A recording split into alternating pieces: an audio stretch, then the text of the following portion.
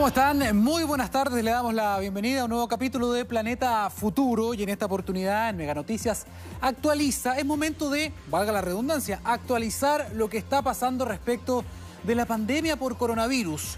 ¿Qué pasa en nuestro país? Lo sabemos, las cifras han seguido mejorando, hay menos casos, la ocupación también en los sistemas sanitarios también ha ido a la baja, lo cual es muy importante y es muy positivo. Pero hay que ver la imagen completa, el panorama completo, porque no estamos desconectados del resto del mundo y hay algunos lugares que de alguna forma son como el capítulo de mañana de lo que podría pasar acá, como la siguiente temporada de esta pandemia, ¿no? Si esto fuera, por ejemplo, una serie de ficción. Por lo mismo, vamos a partir con uno de los países que ha tenido uno de los mejores manejos ejemplares en el mundo respecto del control de la pandemia y se trata de Nueva Zelanda. Usted lo está viendo y lo está leyendo. Han anunciado un cierre total de 3 días para toda la población porque se ha detectado un caso. Por un caso nuevo de coronavirus, ellos lo tenían completamente controlado.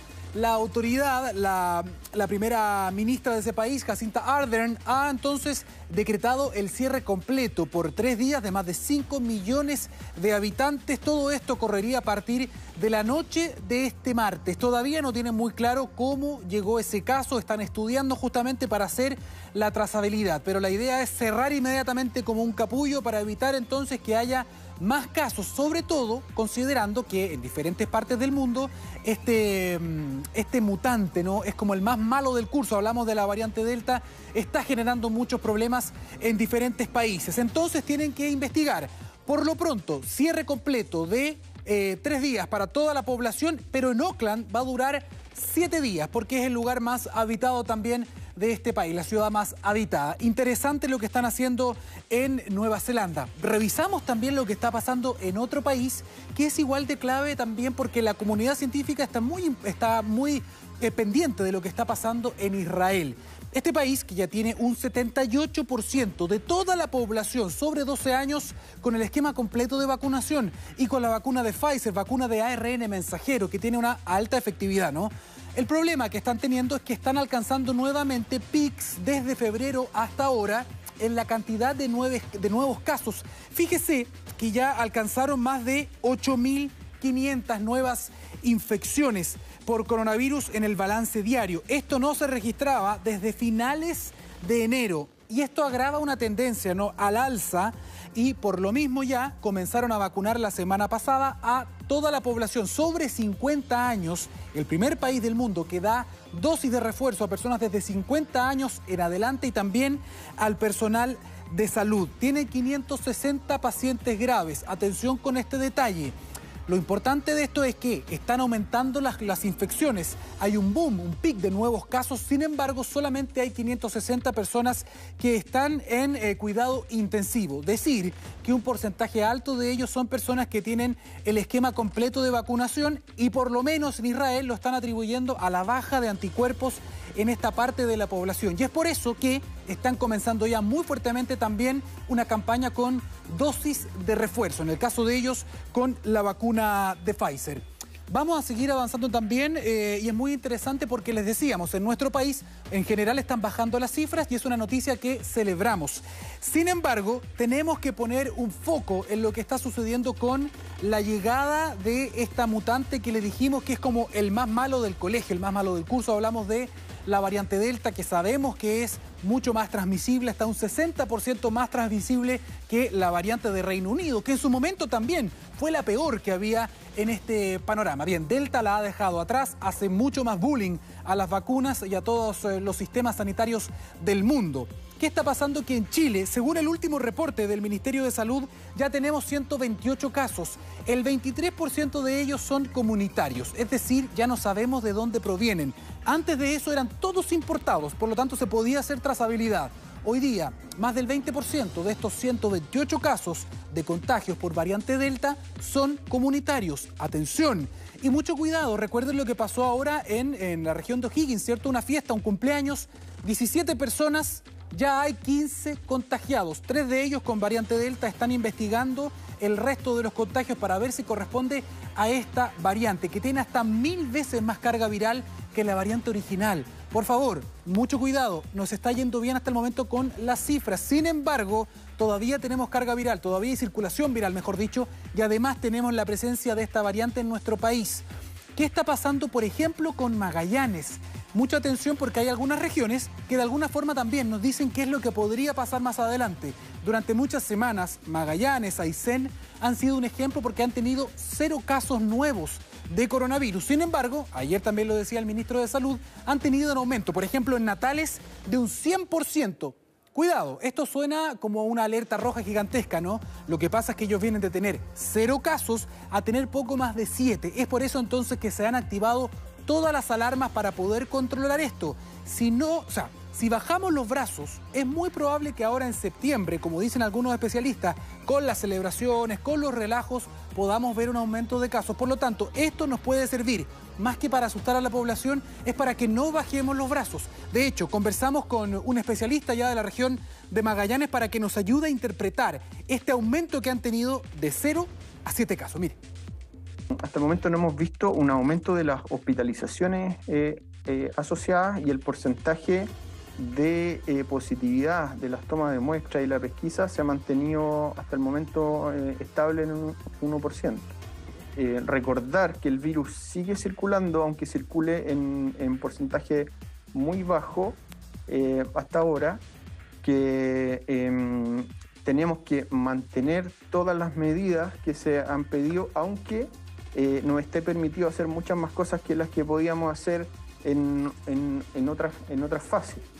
Vamos a seguir avanzando y por favor, esto es muy interesante y tiene que ver con innovación tecnológica en este mundo no pandémico, y tiene que ver con un sistema de detección ultra rápido que puede ser incluso más sensible que el PCR, pero que está adosado, como ustedes lo ven acá, a una mascarilla. Efectivamente, científicos y científicas de Harvard han desarrollado un sistema que se llama Sherlock, ¿no? Que utiliza un sistema de edición genética muy conocido en el mundo de los laboratorios que se llama CRISPR. Ellos utilizaron este sistema que lo venían probando antes, por ejemplo, con el virus Zika, y que puede detectar y adquirir una coloración especial al contacto con saliva, sin necesidad de tener que ser manipulado por especialistas. Lo interesante es que este sistema ya lo están probando entonces adosado a una mascarilla y arrojaría un sistema con alto nivel de precisión, mucho más rápido que un PCR, porque se demoraría entre 30 a 60 minutos en detectar si una persona está contagiada por coronavirus.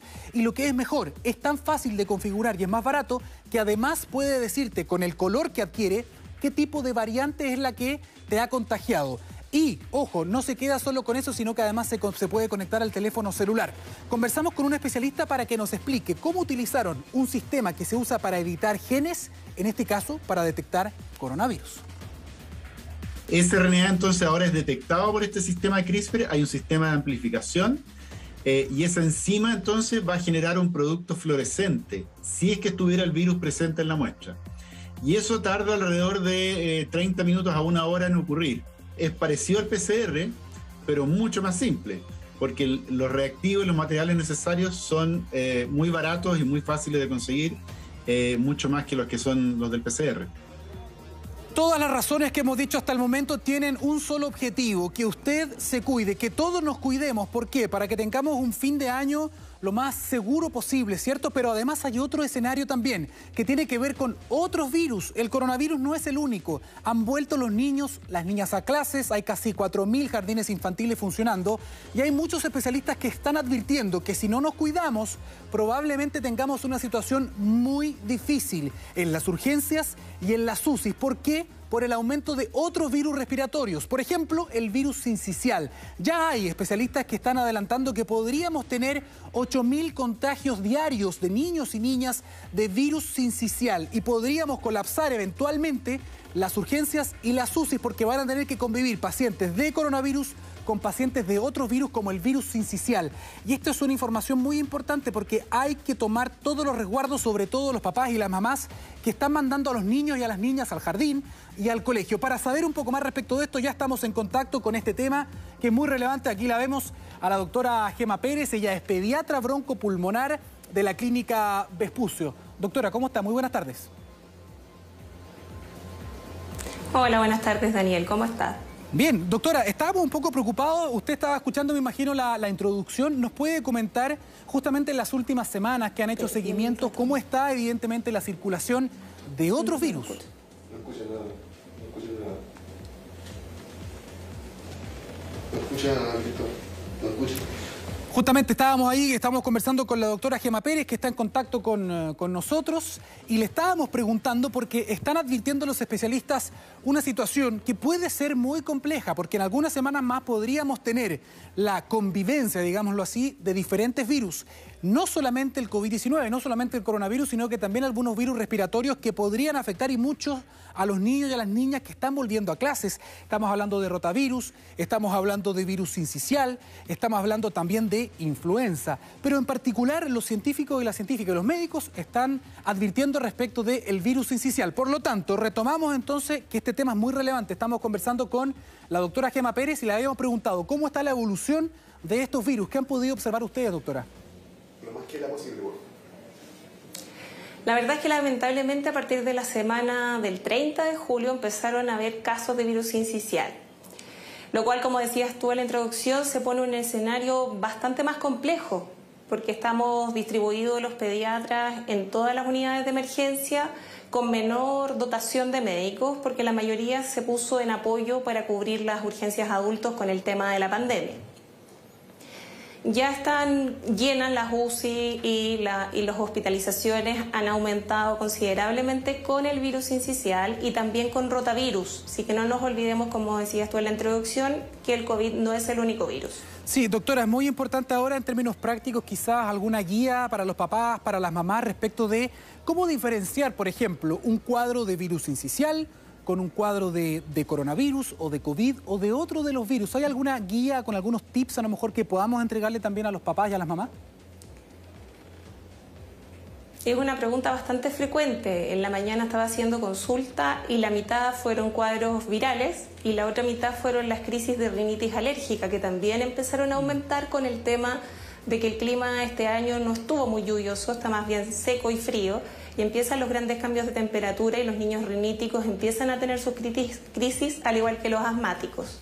Entonces la diferencia en ese primer pilar va a ser que no va a haber fiebre y no van a haber síntomas de decaimiento como sí hay en los otros virus. El rotavirus va a estar casi siempre, o si no siempre, acompañado de síntomas digestivos, vómitos, diarrea, una diarrea que es bien característica, que es bien ácida, como muy mal olor.